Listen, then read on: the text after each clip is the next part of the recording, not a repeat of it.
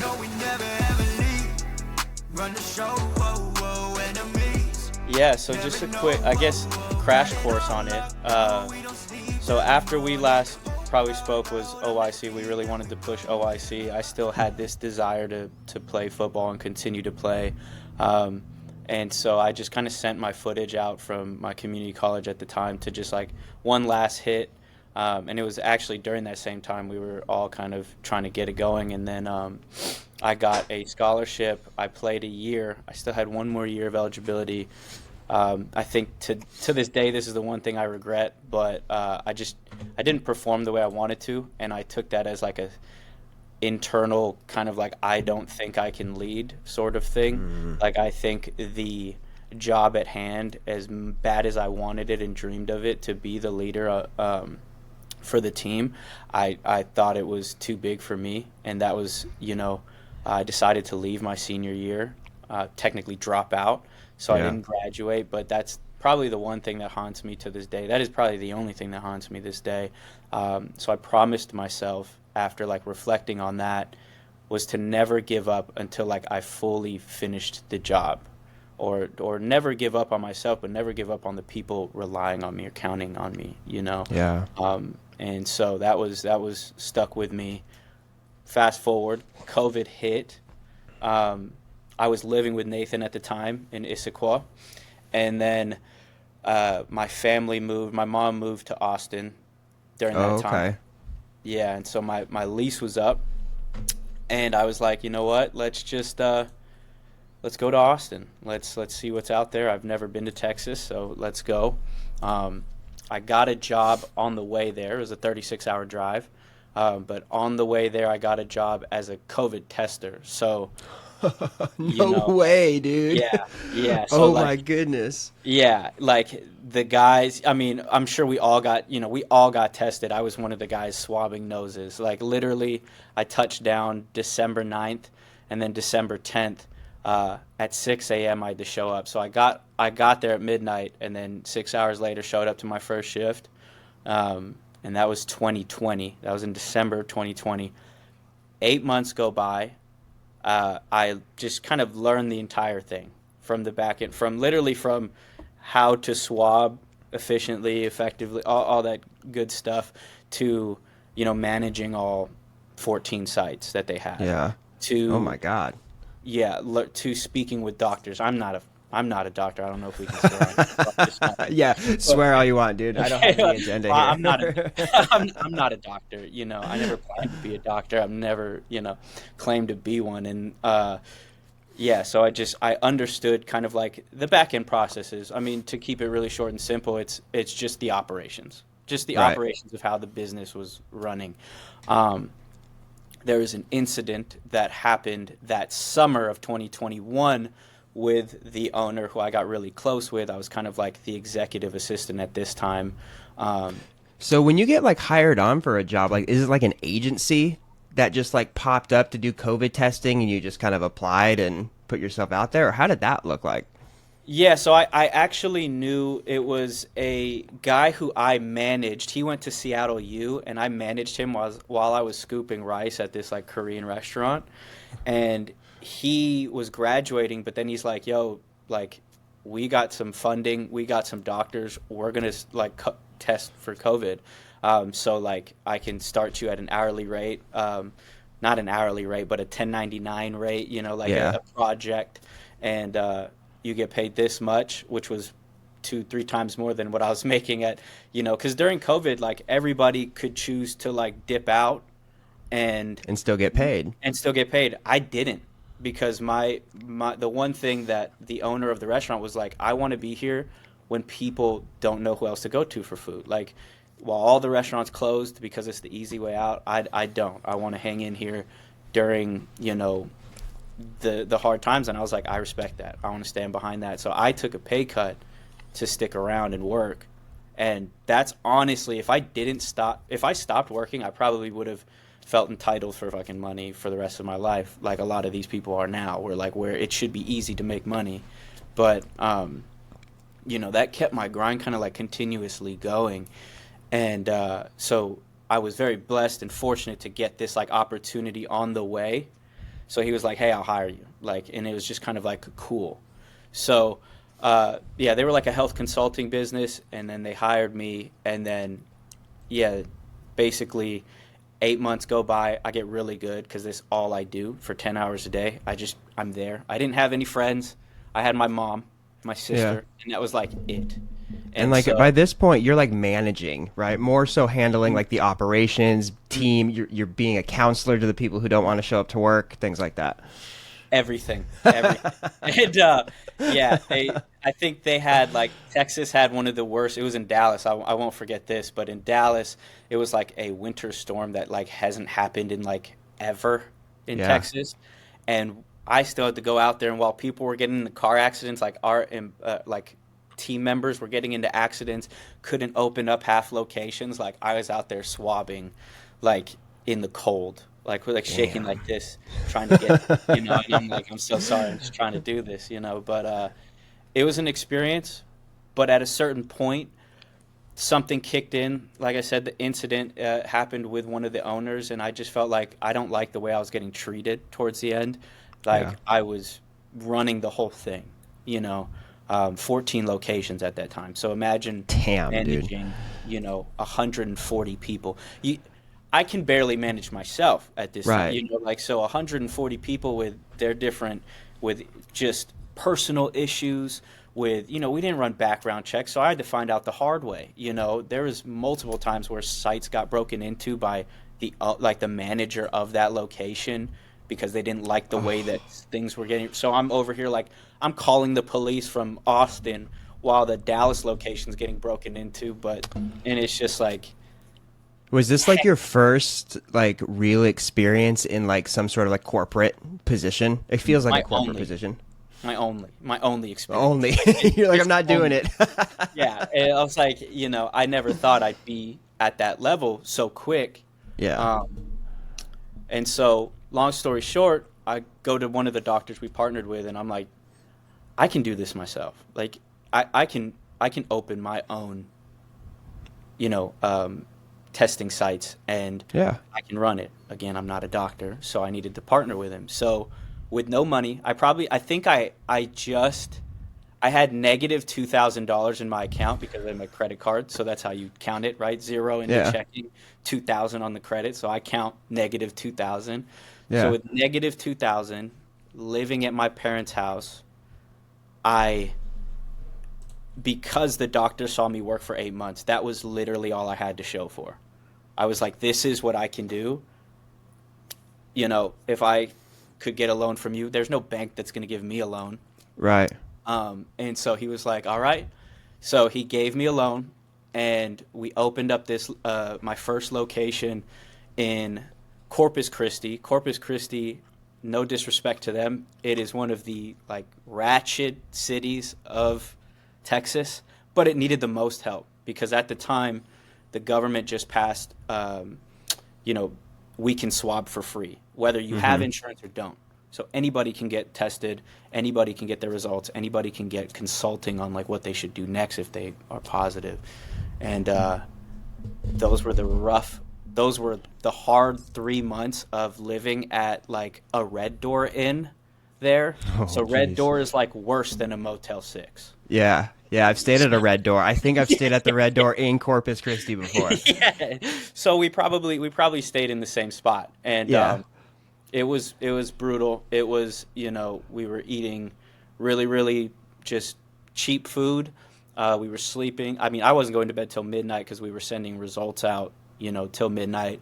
I was short staffed, but by the third day we were open, we hit like 70 people that we Damn. tested. And then by that Monday, we were at like 100. And in 2 months, I paid back the doctor. And then Damn. in 7 months, I made $1 million. And so profit. And so everything happened so fast. Now, again, this is the biggest next 7 months of my life. I experienced everything to where I basically gained this type of ego of just like, I'm untouchable. There's nobody that can touch me. I'm never going to run out of money. I'm never going to do this. And so instead of using my abilities and things that I've gained over that time for good and like continuing to grow, I used it and just blew it on my vices. So the drugs, the alcohol, the partying, the bad groups were all like there. And I took advantage of all of that. And thankfully, in the back of my head, I knew that like COVID was coming to an end and I didn't want to be a one-hit wonder. So the doctor was like, hey, we could probably like take the next step and open an actual health clinic. Mm-hmm. And I was like, okay. So we opened up 3 urgent care clinics. Oh, wow. Learned the hard way. I didn't know anything about urgent care clinics. Right. I don't know anything about it. I still don't know anything, you know. But I was confident in like we did it in COVID, we can do it in urgent care. Learned the hard way about contracting with insurances, hiring the right people, co-pays, deductibles, everything you could imagine that I was supposed to know, I didn't know. And we actually had to shut down 2 urgent cares in the next 3 months. At that time, I just bought a house. At that time, I just decided to take music fully serious. So this is the end of 2022, where I was like, hey, like I hired my engineer. I brought my best friend Aaron out to live with me. I was like, you guys will just live with me. We'll make music and we'll tour the world in, you know, a year. Like, you know, I really, again, I had this ego of just like everything I did was going to work. That's where my head was at. And it led to a lot of bad business decisions. I partnered with horrible people that didn't earn their stripes with me that I usually would do. If like, hey, you've got to earn this trust with each other. You've got to earn the right to be able to go all in and have the same sense of urgency to deliver services to people and change the world. That was all out the door. I was just anybody that I talked to for a long enough time and gave me a sob story. I was like, here's some money, get going, we'll make some money, and boom. And I failed on that miserably. And I'm paying for it I'm on the tail end of all the bad business deals, thankfully, right now. But anyways, so we closed down 2 locations. Now I'm starting to have reality hit. We then transitioned over to opening a billing company because of all the COVID claims that were underpaid or not paid. So then I learned everything about medical billing as far as COVID billing. And by like billing, does that mean like collections and stuff like that too? Yes.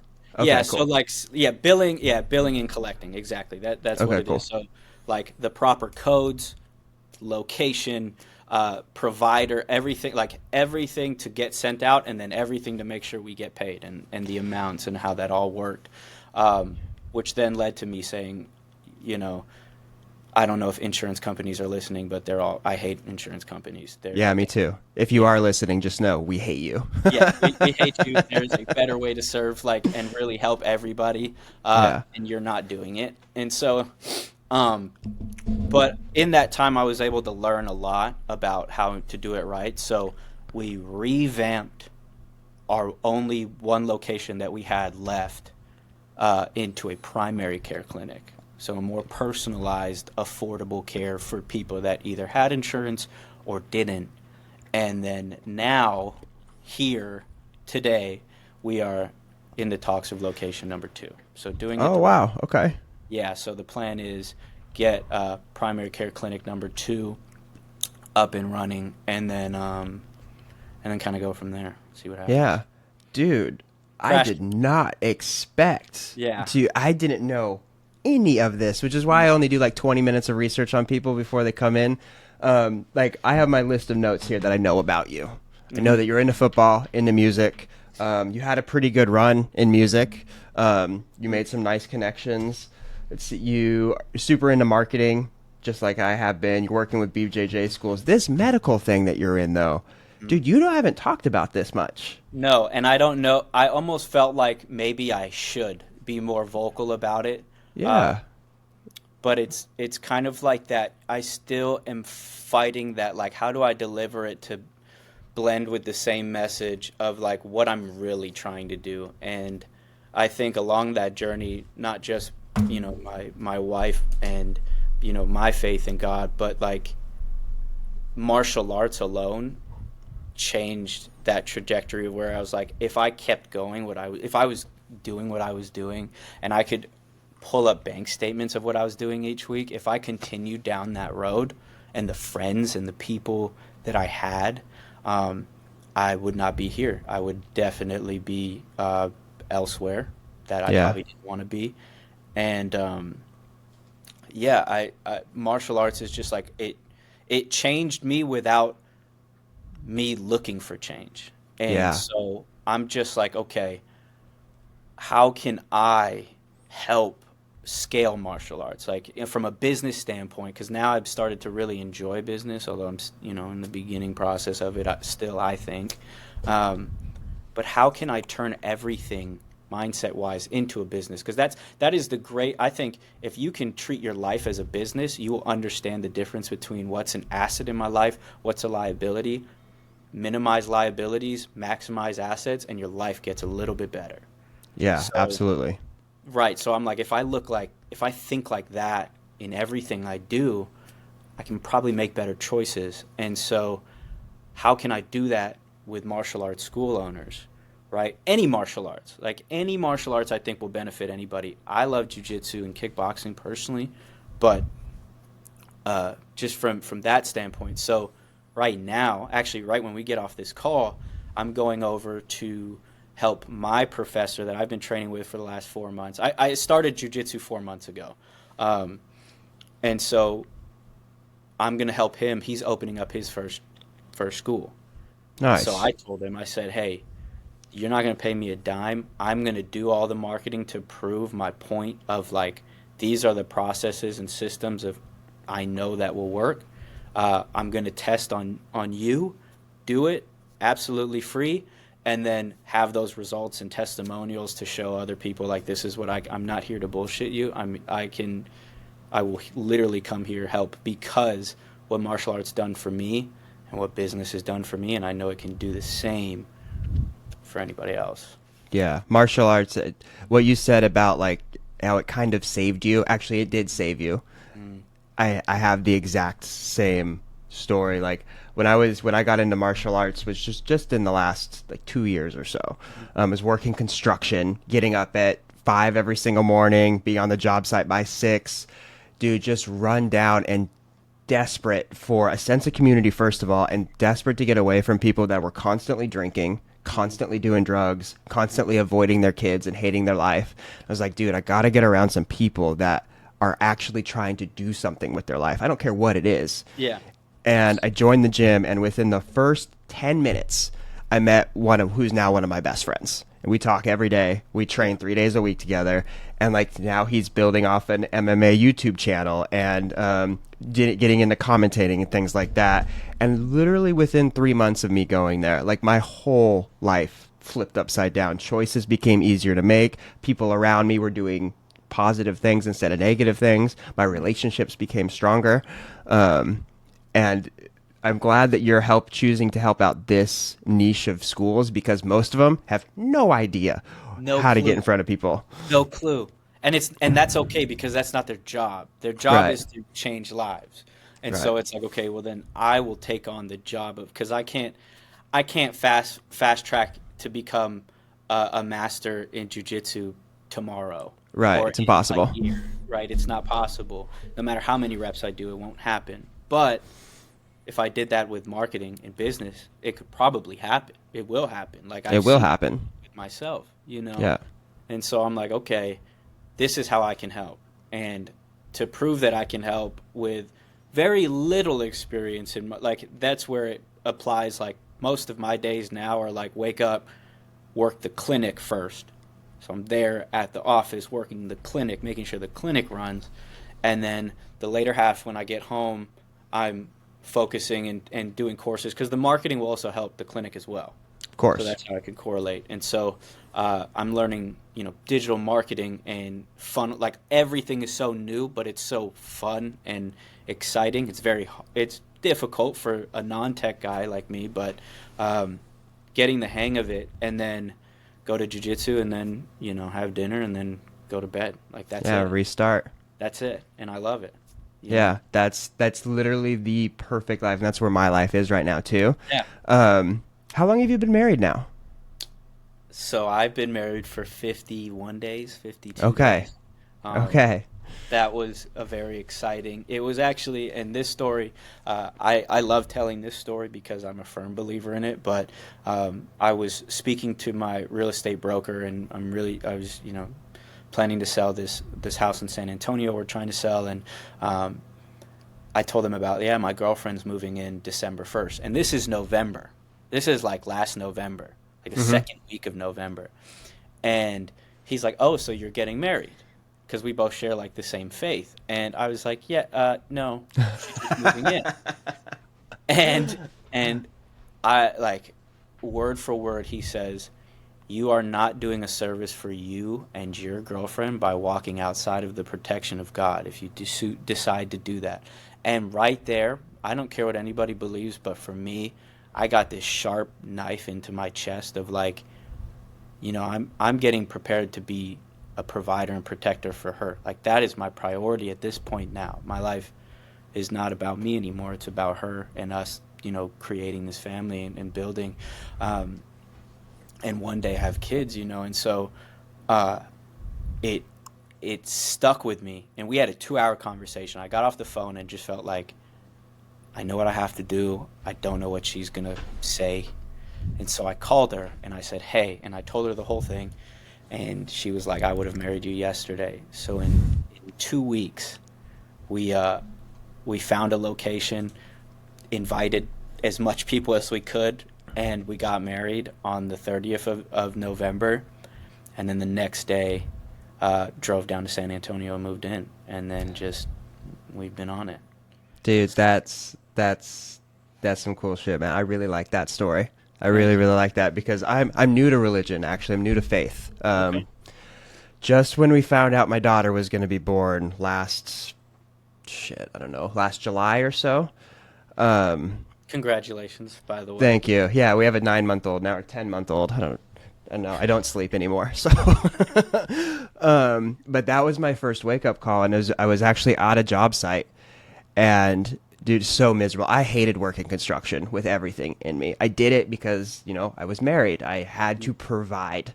And that was a skill set that I developed through COVID because there was no other work out there. I got good at it. I made good money. Fine. But there was this day I was caulking a window. I'll never forget this. It was pissing rain. Classic Seattle weather. Yeah. Pissing rain, cold, miserable. And I'm having these thoughts in my head like, dude, something's got to change. Something, please, for the love of God, give me something. Give me a sign. And for 5 seconds, it was clear blue skies right over my head. Like, literally opened up. Stopped raining. Everything came at peace. And I heard a voice in my head. That said, everything's going to be all right. Just keep going. Keep going. Not even a week later, I end up getting fired for that job for something that I wasn't even a part of. I come home, and there's a pregnancy test right where I put my keys. And we find out our babies are born. I just kind of look up. I'm like, all right, big guy. I hear you. Incredible. I got goosebumps from that. That's special, man. That's yeah. That's a story for sure. Yeah, it gets a little bit better too.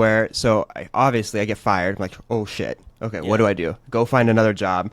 I had a little bit of experience doing HVAC work, so there was a company hiring near me. I go through that program. I get my certs. Start doing HVAC, working on furnaces. Great. I get to that point again. I'm miserable. I'm ready to quit. I'm right in the middle of building like 3 different agencies at that time. I was doing lead generation for real estate, lead generation for contractors, and lead generation for podcast. Oh, nice. So I was kind of building all those things up in the plan to say, hey, by the time I'm on paternity leave, I'm not going back to this type of work. That was my plan. We ran it up to like $30,000 a month or something like that for contractors. It was going great. But I got into a hole where, there's all these new laws that passed around advertising that I was not aware of, and I ended up having to refund a bunch of money and got in bad, and I was like $100,000 up one day and negative $150,000 the next day. Yeah, And I was like, oh shit. And I was like driving around in this stupid HVAC van trying to figure out how the hell am I going to pay back like $200,000 when I'm making $30 an hour. Yeah. Like this is just never going to happen. I pull up to this gas station and I don't drink coffee or anything like that. I'm pretty clean. Good for My you. only vice is that I smoke pot, and that's like it's been my thing since I was a kid. But nothing else. And I'm sitting in this parking lot. I'm like, dude, I'm just gonna go have a cup of coffee, and I'm gonna work this out in my van right now. I walk into the gas station, I pour myself a cup of coffee, I go up and sit, and hey, how's it going? Be really polite to the gas station people. And the lady, she just looked out, this tweaked out homeless person who got a job at a gas station. She looks at me, she said, "Hey, you doing all right?" "No, not really." And she's like, "Hey, well, just so you know, all the choices that you've made up until this point are the right ones. You're good." Whoa. And I was like, Whoa. what? I left the coffee there. I turned around. I went back to my van. I drove home. And it's like, that was God again, letting me know, hey, I'm still here. I'm letting you know all the choices that you're making, they're good. They're in the right direction. You're going to be all right. And it wasn't even, I don't know, a month or so went by where I was actually able to leave that job fully. Now I'm full-time on my own, working on podcasts, developing things like that, and have a beautiful, healthy daughter. That's all you could ask for. Yeah. That's incredible. Yeah. I love that story. Yeah, dude, and you could hear that in the voice too, it's just like that sign of just continuing to go and right when you just feel like it's over. yeah, it's always that point. It's that valley of despair, right? Like when you want to quit, where you feel like it's to quit, you even think God is telling you to quit. He's like, nah, dude, nah, we're not done yet. Yeah. Yeah, and that's the when it starts to get hard, that's when it really begins. Yeah. That's kind of how I looked at it, and it's not, days aren't easy. It just feels more intentional. That's yeah, what it days is. are not easy. It's not easy. It's just intent. Like I'm intentional with my work. I'm intentional with the people I talk to. I'm intentional with where I put my time. Yeah. Because it's bigger than me. All of this is bigger than me, and so Right. yeah. Yeah, I 100% agree. And you don't really understand that until you are in a protector position.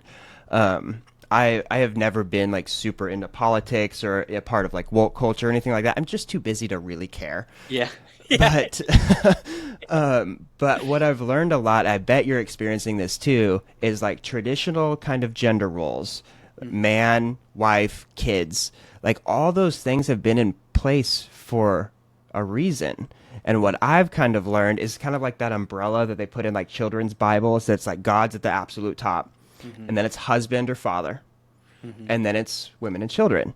And I used to think like, oh, that's just kind of, that can be different. We can mix those things around. But the more I become a husband, and now I'm raising this little girl, it's like, oh, I expect them to almost like answer to me the way I answer to God. And we're having like this balance thing. And I've come to realize that all of these things we have in place, he put in place. This isn't some racist, I don't know, patriarchy. Yeah. It's literally just how we're meant to live. And it's so natural. So what do you think it means to be like a husband and father in 2025?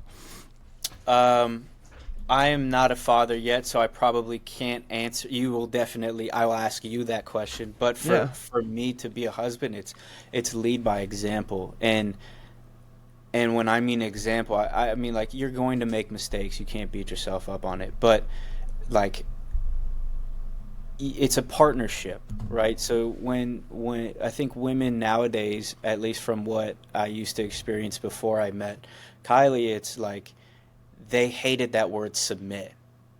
Like they hate that word submit because they think you're getting like tossed around. Like the man gets to tell the woman to do Right. whatever you want, right? It's like, no, that's not how it works. It's like I'm here to make sure that every single move I make now is calculated to benefit you because you're the prize. I look at it that way in that sense. Yep. But then it's like, where do I go? I have to go higher than me.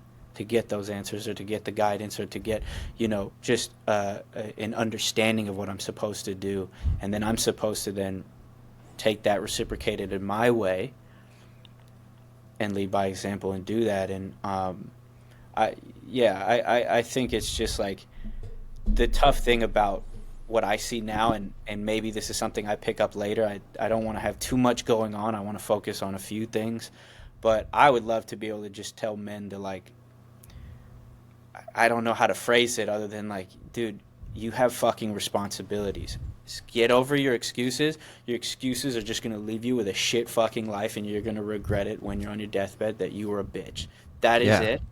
That is it. You're not a bitch because you didn't choose to fight. I'm not talking about that. I'm saying you're a bitch because you're choosing to, like, run away from your responsibilities. You're choosing to create an excuse rather than get up and to take action and to build yourself up for when war or anything hard comes. Yeah, dude. You can take that on for your family. Yeah. Like, people are so afraid to get married. People are so afraid to have these partnerships and to build families and to fail. And that is I think that's what's the beauty of life is supposed to be hard because it's what you're made out of. Yeah, and they should be scared, dude. It's fucking scary.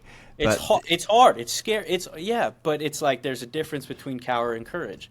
Cowards run. Courage, you're scared, but you're still going to do it, right? Yeah. You're still going to fucking get up. Yeah, exactly. I remember when we found out we were having a girl.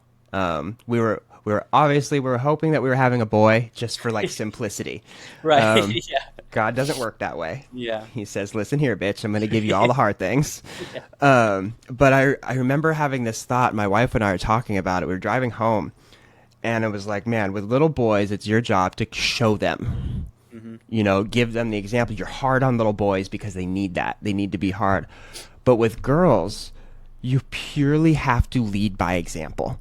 Mm. So, like, there's this trending TikTok. Oh, not TikTok. There's this trending real audio going on right now. That's like, all my future little girl's boyfriend's gonna hear is my daddy this, my daddy that. I'm not gonna have to say a word to that little girl. I'm just gonna have to show her. Mm-hmm. And I started, all that pressure kind of relieved because, like, I just have to go to the gym. I don't have to show her what to do at the gym. Right. I just have to be a good husband. I don't actually have to show her what it means to be a good husband. Mm-hmm. And if we can just face our fears head on, like, don't stop and be okay with messing up, having the confidence to be like, hey, if I mess up, I can pick myself up and dust off again, just like what you've learned by closing down clinics and reopening them and things like that. All that stuff's okay. What's not okay is to cower and to not do anything, because you're going to end up as one of those people on the street. Exactly. And, you hit it right on the head. So it's just a matter of, and it's so much easier to say than to do, but it's one step at a time. It's like just revisiting what is wrong with you. Like, or what do you not like in your life? Not what's wrong with you, but what is some things that you don't like in your life? List those things. Okay, well then how do you eliminate those things? What do you want to do? Okay, focus on how to do those things. Skill stack. All those things. It's like there's too much information, especially on our little phones that we can have access to, that it's like all the information is there. Still to this day, like, you can still build agencies, right? Even though there's billions of them. You can still start businesses, even though there's billions of them. Why? It's because people are afraid. They're afraid to take the next step, to grow, to get better, to continue on to where, they ultimately run out of juice or gas or motivation. They think that they're gonna, and it just doesn't work that way. No. I think people are afraid of the lack of structure too. I think that's something it's really hard. You go from a position where you're kind of told by a boss what to do every day. You're here 9 to 5. And then after those hours, like, you're free. Where when you go into entrepreneurship or becoming a husband or becoming a father, any of those things, there's never that off period. No. And if there is, it's very rare. Like, if you plan a 3-day ski trip with your buddies and you don't have a phone with you, okay, fine, you're turned off for a couple of days. But most of the time, it's 24/7. And I think so many people are afraid to give up their vices, like what you've done, like what I've done, to, do things that actually matter. Yeah. And contribute back to, so that's the big thing too. I was never into this whole, like, just understanding why I'm serving, or why do I need to work, and why do I need to do these things. And it's just a matter of, like, over time I've transitioned from me to, like, I know that I'm going to be okay because I'm able to help this person with the skills that I have serving. So I think that's why the best entrepreneurs, the best bosses, the best people in position, they're the best because whoever is the best is because they have a servant's heart. Yeah. Because deep down they're willing to give. And I'm willing, right now I know that for the digital marketing aspect of what I want to do, a lot of it I don't have enough proof. Like, I can come to you with, like, hey, I can open a primary care clinic. I've got proof. I can't do that in digital marketing, so I need to get the proof. And people get so freaked out about, oh, you got to get paid for something. It's like, I do not have to. Yeah. I need to show you. I'm just going to show you why this works, and I'll do it for free. Yeah. That's like the age-old saying, like, you can't expect to get paid for work that you're not willing to do for free. Yeah. Just can't. Just not, at least at first. At least at first, right? Yeah. After, if I'm still, if it's a year down the road and I'm doing stuff for free, we might have to revisit that. But. Yeah, if you're still getting clients for free, be like, dude, it's time to jack up your prices. It's okay. Like, I was talking to my editor last night, actually, and we're talking about kind of revamping up this year, and he gave me a price for the whole year, and I was like, first of all, that's a great price. Second of all, you're not allowed to charge me more after I tell you this. 50%. It's not enough. That's awesome. No, I got to check out a few of your podcasts, and I don't want to mess the name up. Dylan. Yeah, Dylan Wilson. That's an interesting story he's got. That's an interesting. That's awesome. Like, that's he was really the man, dude. Yeah. And I really like how that guy handled himself. Like, I was a part of his mentorship program. The mentorship program that he talked about that didn't go very well. He got completely in over his head, but he owned it. Yeah. He owned it well. And now his company right now is easily pushing $3 million a year. He's closing $100,000 months constantly. I was like, yeah, that's exactly why I wanted to bring you on, because you're just you hold up the show's name. This show's about being undeniable in one of the 4 buckets of your life: health, wealth, love, and faith. So if we can highlight those people, especially because he's not super well known. He's maybe 20,000 followers on YouTube or something like that. But if we can get more kids like him understanding, like, dude, failure is all through your 20s, bro. That's all it is. Just failing. And then by 30, you can start making money. You're good to go. Yeah. That's the goal. That's the goal. It may not always work, but it's just part of life. It's like, you're going to master something or to be good at anything, you have to suck first. You have to suck. It's just just get over the suck part. Endure the suck part any way you possibly can. And I'm not saying smash your head against the wall 10 hours a day to do something that sucks. It's like, maybe you need to switch up your priorities, but you still got to face the suck. Yeah. Yeah. How would you recommend somebody go about kind of facing that suck? Like, how are some strategies that we can help people be like, hey, dude, it's okay that you're suck right now. It's going to get better. How do we tell people that? It's the communities we build. We have to be relatable. We all are searching for communion. We're all searching to, like, be able to talk to people, even though that maybe some of us have, like, this anxiety to talk to people, or we don't have, that social awkwardness. It's like, but deep down, you want to be able to tell stories. You want to be able to have conversations. You want to be able to vent and release those things that you have just built up in a healthy way. And I think it's really important to establish, and I really like what Alex Hormozy and Sam Evans did with the school communities. And just like, it doesn't matter what you know, you can build a community off of it because there's 1,000 other people that are going through the same thing. But I like the more gym related, the martial art, like coming in, sucking together. Yeah. Through the bullshit, getting our asses kicked together. And then just realizing, like, it's all going to be okay.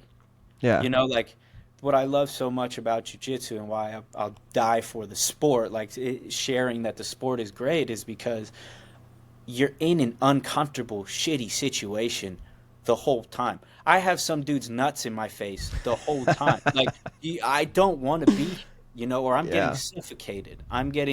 My joints are getting locked up. Like, I don't want to be here. But at the end of the day, the bell's going to ring and it's going to be over. I either learn how to get out of that position or I try again tomorrow. Like, Yeah. and it's just, that's part of the suck is you realize, like, I'm going to try to get through this. Okay, this didn't work. Why didn't it work? I get another chance. If I wake up tomorrow, I get another chance. And so I think it's community, because we all I want to look to my right and left and being like, damn, I see us going, like, we're all going through this, Yeah. like, we're going to get out of this and it's going to make me feel better. So Yeah. That seems to be the common trait through all entrepreneurs that I talk to, myself included. Like, maybe you don't even need to find a big community, because it feels like that word has been like publicized and dramatized through the Alex Hermosis and things like that. Like, oh, just start a school community, or oh, just go join this Facebook group, where most of those are just, it feels like a lot of spam nowadays. Yeah, a lot of that now, it's unfortunate. It is. But Joey Diaz, which is an awesome stand-up comic. He's on Joe Rogan's podcast all the time. I like his framework on this. You need 3 bad motherfuckers in your whole life. That's it. 3 people, and they don't need to be doing the same things as you. They just need to be pushing as hard as you in some aspect. Yeah. And if you got those 3 guys that you can text any day, like that, life is good. That's it. And I believe that. I stand by that, because it's still hard, like, through all the relationships, friendships, everything that I have, it's hard to call 3 people. It is. And so if I got 3 people, I'm super lucky. So yeah, I agree with that. I think you don't need this big community or group or whatever. I mean, start with one. Yeah. Start with one that's going to ask you, hey, did you follow your workout today?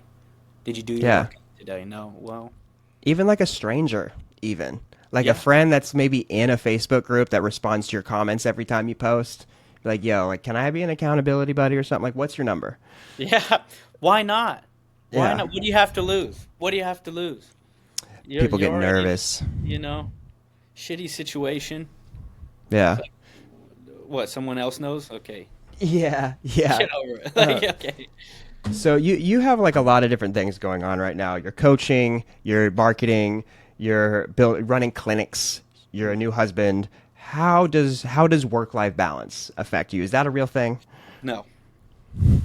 And I agree. I'm sure you know that, because you have a daughter. So you kind of already know, like, there is no switch off if you choose to be, I want to be great. I don't want to just be someone that can make money and then, like, take care of the bills. I want to thrive with what I do. So it's going to require more than what is expected. And so there is no work-life balance, but I love what I do. And so I enjoy what I do. So, like, every moment, and I was doing this Saturday. I went straight to work after we ran some errands in the morning. And it was like 2. And when Kylie called me up for dinner, it was 8 p.m. and I didn't even realize it. And that was just, I was here working. Like, just learning, understanding how to run fun, all these things of, like, how to do things and whatever it is. It was just like, that was it. But it wasn't, hard on my body. It wasn't hard on my mental. It wasn't anything. Right. It was just like, it felt good to get something done. Yeah, that makes sense. Let's dive into a little bit of what you're learning right now. Marketing is like my favorite thing on planet Earth, dude. Let's talk sales funnels and nerdy shit. Yeah. So how do we grow schools? How do we grow at martial arts schools? What's the step-by-step framework? Okay. Where's my phone? Oh, hold on. I thought you were about to wheel over your whiteboard, bro. Yeah, no, I would love to. I don't even think my white. Yeah. Yes. Can you see it? Yeah, I can. Okay. Let me. We're about to get a lesson had here. One of these old school. I had. Oh man, I got this light. Can we push this light away? Oh, your softbox light? Softbox light. content for you guys that don't know what that is. Get Yep. yourself some good lighting. So I just built out like this. I was like, okay, first I want to get the landing page to then lead to a calendar to book. Yep. You know, if you're a martial arts school owner, that's who I care to help. Anybody that owns a school or trying to build their school. Anybody else, I don't care if you look at this. But, and then from there, you schedule the 15-minute free call where I can like really deep dive. Like, here, this is what I'm going to do for you for free. This is what it's going to do. Nobody cares about what I do. They just care about the results that are going to happen. Right. Good for you. It's fucking free. So if it doesn't work, who gives a shit? Right. And so then from there, you get the follow-up email with the form. I ask a lot of questions. Why? Because I want to take your unique story as a martial artist and show why you should come to my gym rather than someone else's gym, right? What's a different thing that you do? What do you do? And then, so you get the form, right? But while I'm on this call, I get the access to their Google business profile. So I got to make sure I collect that. And then when they get here, they fill out all the information. I receive the form, and then I don't bother them anymore. I asked all the questions. I got all the photos, videos, everything I need from the form, and then I fill it out. And then I give them a call when it's all up to date and be like, here, look, this is what we got done. That's the basic funnel until TikTok closed. Yeah. TikTok closed and changed. I had 40,000 followers. I probably helped over 100 people digitally start their martial arts journey by helping them find a gym, by helping them with a workout program, whatever it is. I was able to like just do that. And I was like, that's what got in my head to be like, I can scale this by just talking to the guys who actually run the gyms first. Yeah. Like, Easy. why don't I just do that? Yeah. And so that's how we got here. But TikTok closed, and I was crying about it this morning because 40,000 followers gone. Like, it's just gone. And so I was like, okay, what does this mean? This tells me every platform we're on is rented because they could just pull it from under us and get our balls snatched, right? And now I have nothing. Now it's back to square one. So it's like, okay, what do I do now with this new information? On this landing page or website, I want to create an email newsletter. Yep. That way you can own the audience. Own the audience, and then you're going to get hacks, tips, testimonials, everything from me, monthly, weekly, wherever I can get to. And on top of like the website blog, the website took forever to build. How are people getting to the website? Like how are you directing people to the website? So right now it's social media. Okay, cool. So, but the website, like literally yesterday it went live. Yesterday was nice. First, because I was like, I'm going to take this course on creating an SEO, an SEO just driver of a website, like a real working website with a sitemap, and just like everything is going to be a legit structure. Because the more you learn about SEO, the more you realize like websites are 90% for search engines and like 10% for people. Information. It's just a pumping keywords. It's pumping keywords, making it user friendly to have someone be like, I like this guy. I want to work with him. That is my only job now is I like what he's saying. I like what he's doing. I'm going to give him a call, or I want to book a call. And so the landing page is separate. So that's on my social media now, which I think it also adds the link of the website. But like the landing page is more just straight for the Google Business free call. Like that's Is that more so just like a one pager calendar link? Hey, this is what we do. Book a call.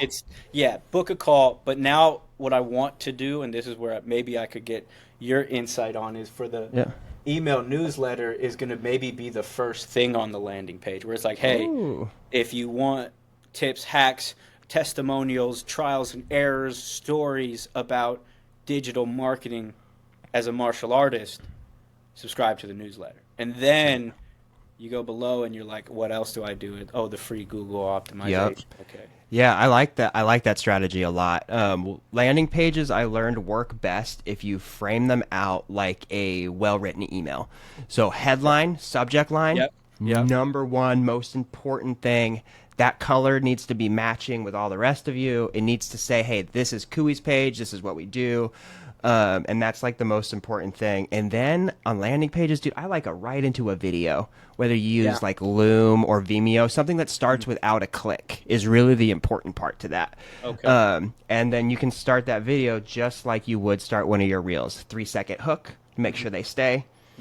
And then if you can get them past the first 3 seconds of the video, chances are they're not going to watch the rest, but they're going to keep scrolling. Yep. While that video is playing, so they're listening. Then you can have your form there. Maybe you have one of your tips. Maybe you have that week's newsletter. And then you always ask to subscribe 3 times on any given page. Okay. Always at the top, in the middle, at the bottom. 3 times, top, middle, bottom. 3 times. Always on every page. And that's just like law of big numbers, right? Okay. Like the more times you ask, the more times you're going to get clicks. Right.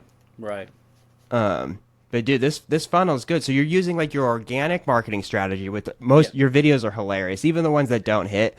Dude, when you were shooting paintballs to make a song, it's like, damn, that's a great idea, dude. Why did I think of that? Too bad it just didn't pay the bills. Nobody else liked it. Yeah. No, that I learned a lot to be able to self-sustain content creation. Through that, I realized all my mistakes were the hook wasn't there.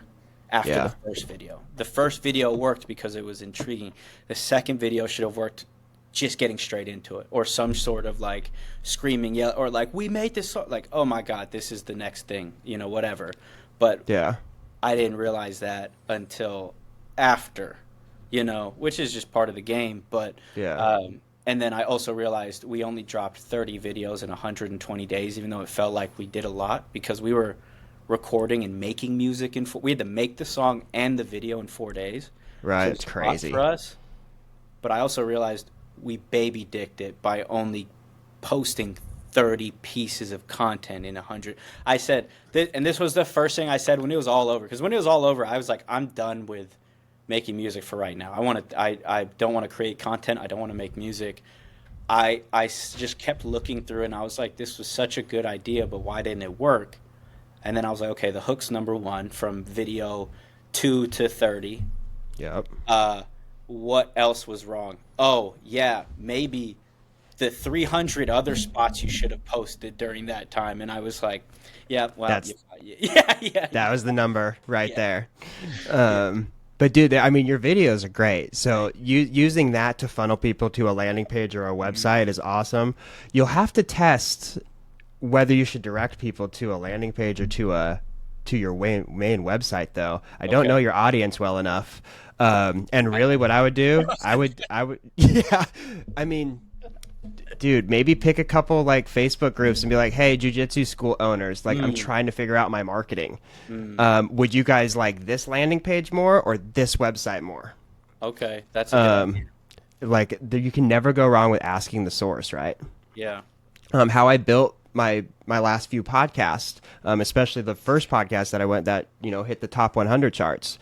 I literally spent 12 weeks interviewing people that would potentially listen to the show and ask them, what questions should I ask these people?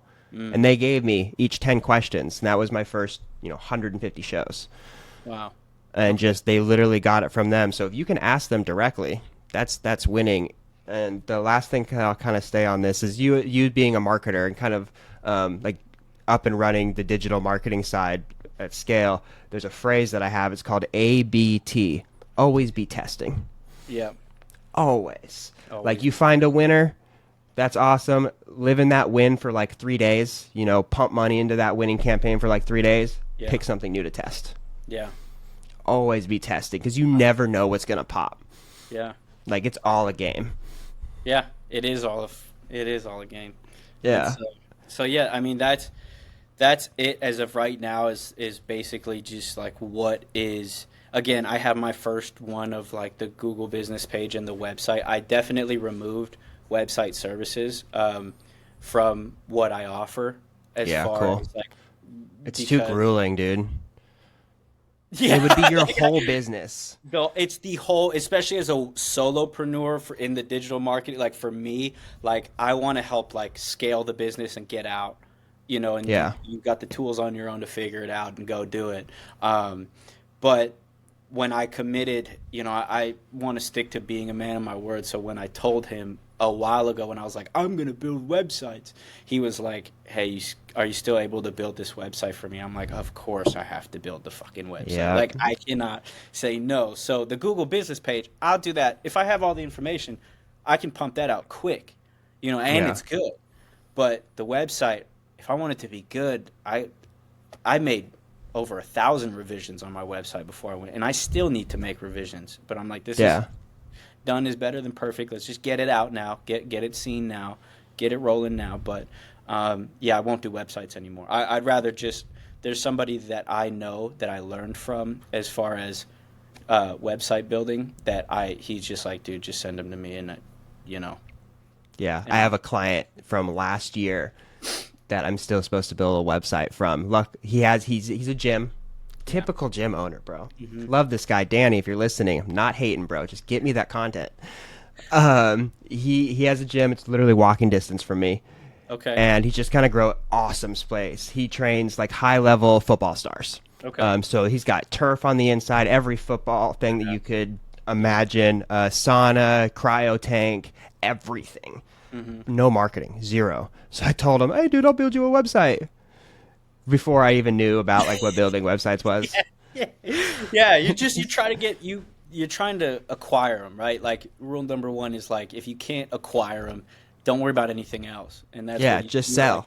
Just come. I'll Yeah, figure he charged him nothing to Yeah. do this. Yeah. It's $1,000 or something like that. Oh, That was yeah. hosting, design. I mean, everything, bro. Yeah. And we're almost a year into this contract, and we haven't gotten any content from him because he hasn't gotten it to me. Yeah. He's too busy. Yeah. And now, we're getting to the end of the year, and I'm not going to renew contract because I don't do that anymore. And I'm just like, dude, like, I want to build this for you. But of course, you have to be a man of your word. You have to stick Right. to it. You gotta stick So do you think like websites and like things like that are the best way for these schools to get new students, or like what is their strategy to acquire students? I think their strategy, and I want to test this theory, because what I believe in is if you almost look at it as just like a fitness gym, I think we have 3 archetypes that we can cater to as a martial arts school. You have number 1, which is the couch potato who watches, a martial arts enthusiast who likes watching and not being about it, but then maybe they're like, I kind of want to do it.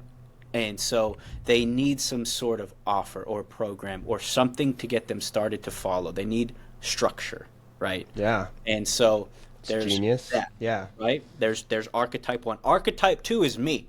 Archetype 2 is I've lifted, I've done fitness my whole life. I'm bored.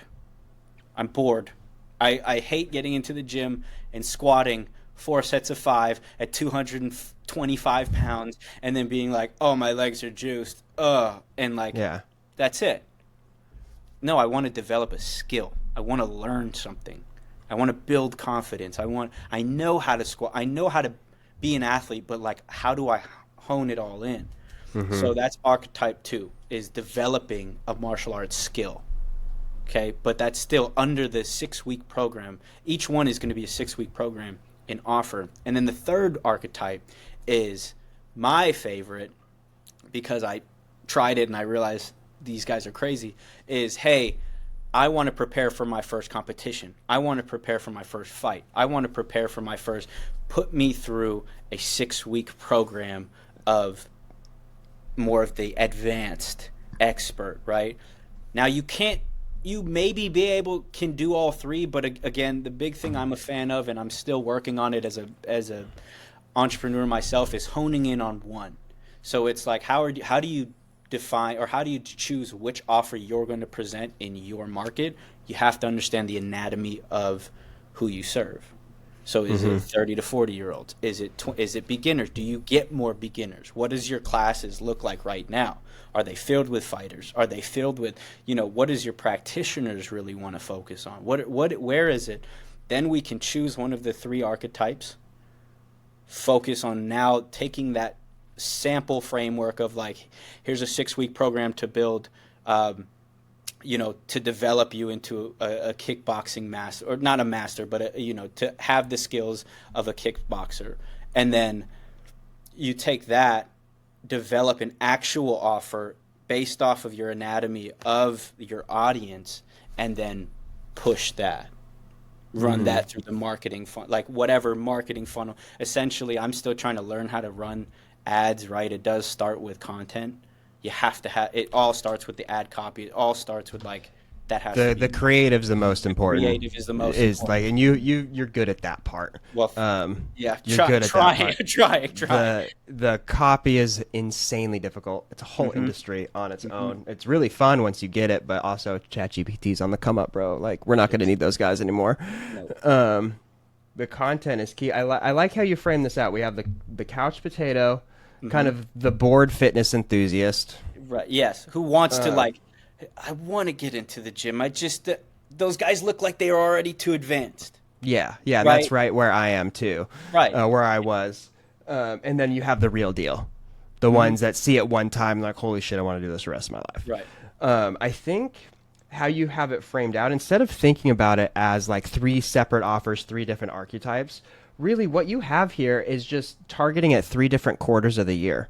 So like in January, your marketing should all be towards the couch potato. The beginners. Like the new year, new me bullshit.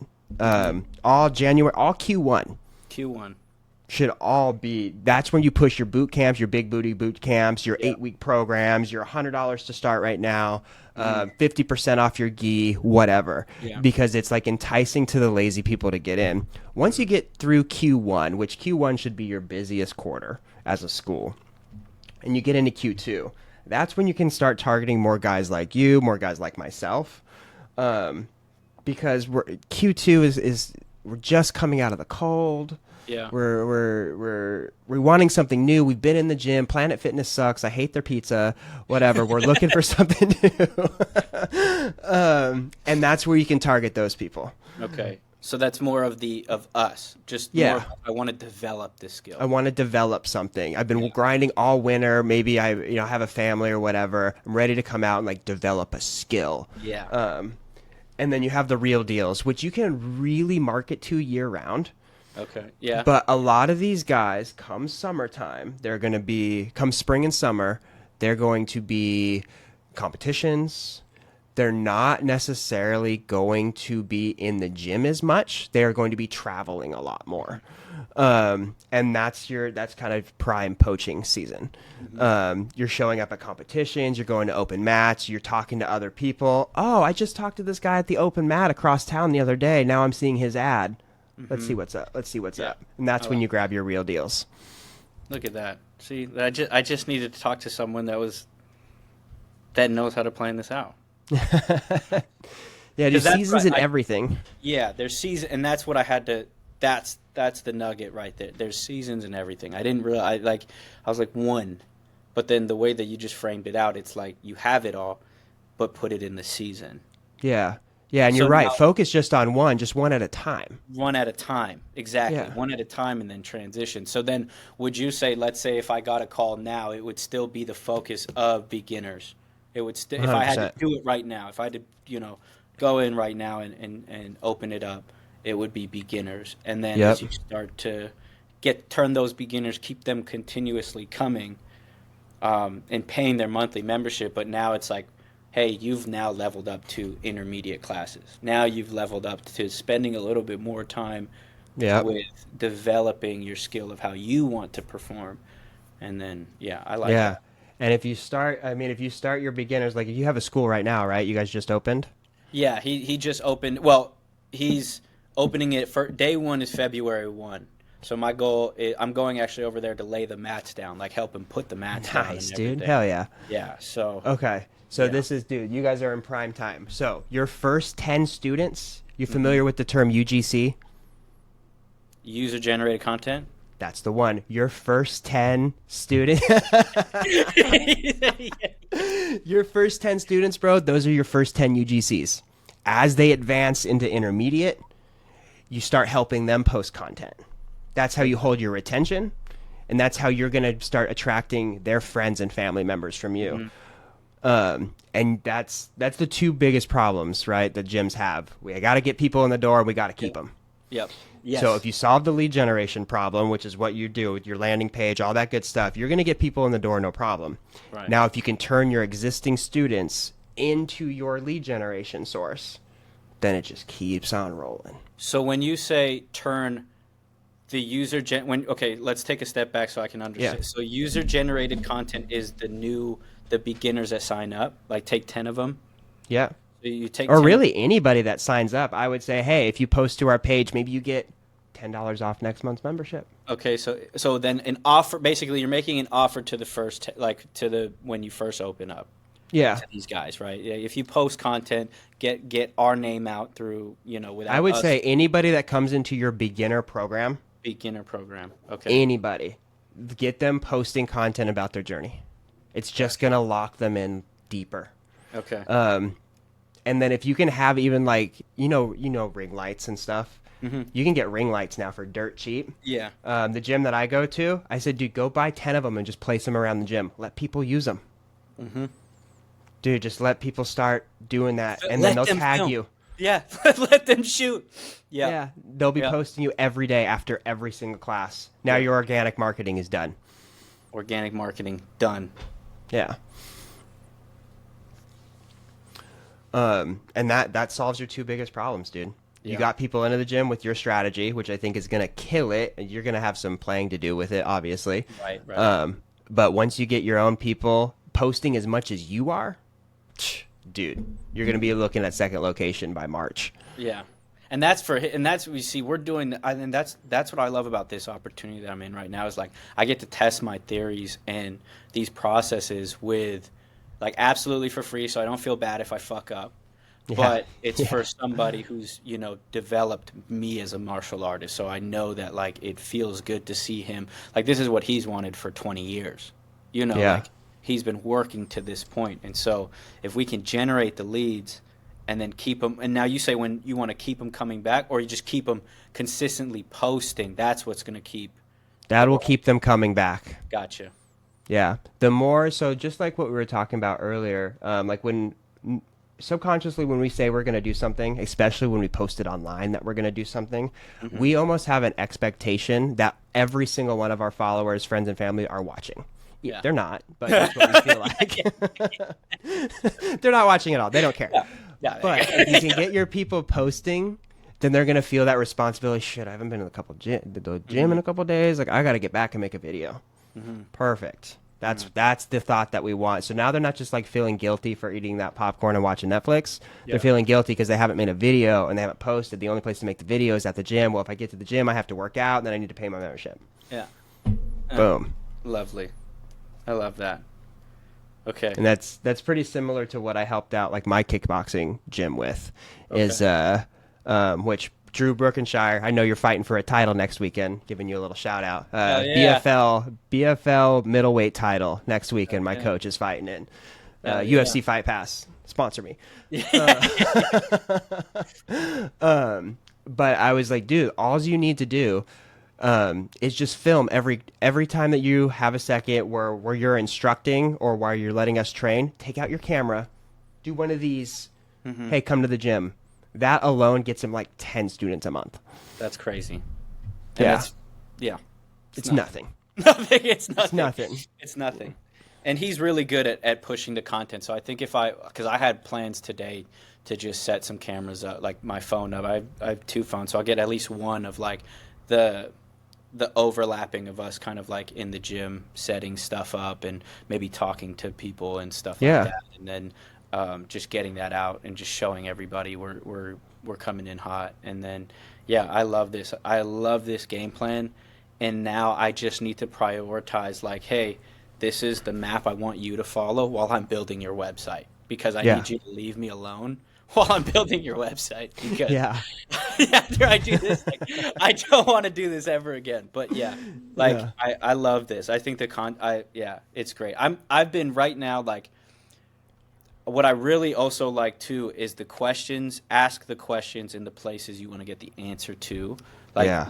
And so, um, like I'm in a series right now of reputation management. So why Google reviews matter. Like They just do. learning about how like this is a free opportunity for you as a gym to just grow on the map pack just by getting reviews. You don't need to know anything else other than how do I get this link in front of them at their highest point of like I'm Yeah. in a league 5-star right now. And so I'm kind of like shooting content right now to show gym owners like how to do that. But Yeah. I think this offer, the offer, or the all this creating user generated content to then have it on autopilot is because every gym owner needs content, but every gym owner doesn't do content. None of them. Not one. None of them do it. So, and they don't have the funds to get like a videographer and edit. Like those guys cost bricks. Like Yeah. good ones. And so I was just like, yeah, dude, just do this. Yeah. Just have your 10% people off do it. merch, 10, yeah, get a free T-shirt.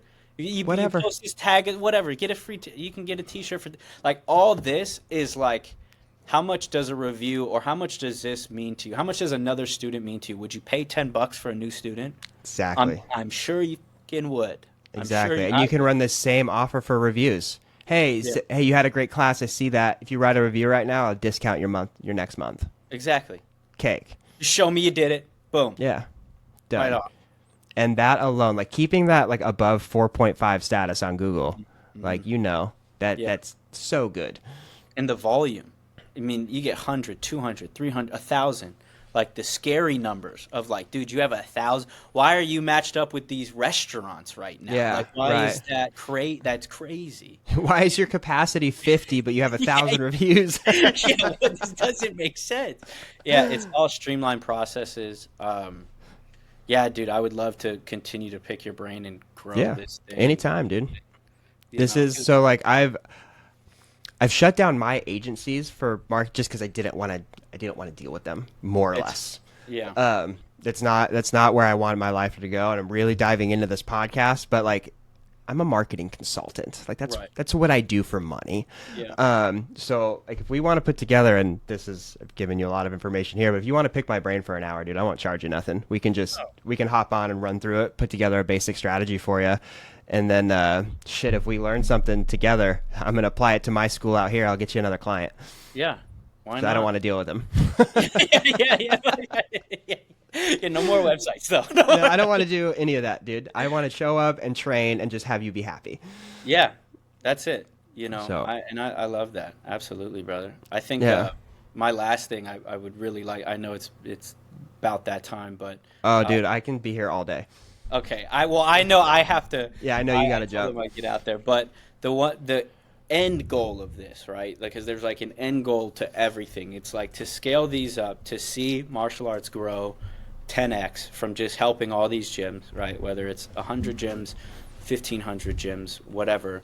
I would then like to pitch to Netflix where we go and we help the gym ourselves. Like we go into the gym, like kind of like Hell's Kitchen with Gordon Ramsay, but then a little twist of like we're also like the episodes will change. Maybe we help a gym here, but we also travel across the world and learn martial arts that have been maybe extinct or maybe haven't been around, or and you just see the practitioner of the martial arts. Because what really grew my channel on TikTok was the history of martial arts, was who would win in a battle, or have you ever heard of this martial arts that's not even around anymore. It's like trying to like find those and bring those up. I think that's the next move after this, is to scale this to where it's worth being either sold or kept, and then using this as leverage to pitch to Netflix or Prime or someone. Yeah, I have a Netflix pitch myself that I've been working on. I'm not going to share it here. I'll share it when I hit the recording button. But Actually, you're just the right person to talk to about this, because we've, like what I was saying over our text messages, is like we've led very similar lives. We've both done the music, both done athletics, both done agencies. Yeah, so I have an idea for you that I want to run by you. Actually, when I hit record, one thing I always ask everybody before we hop off: one piece of advice to either your past self or to somebody walking in your shoes, how to do better in 2025. Be intentional. Be What does that intentional. And what that means is have an intent of whatever action you're doing is going towards the greater you. What do you want to be in 5, 10, whatever years?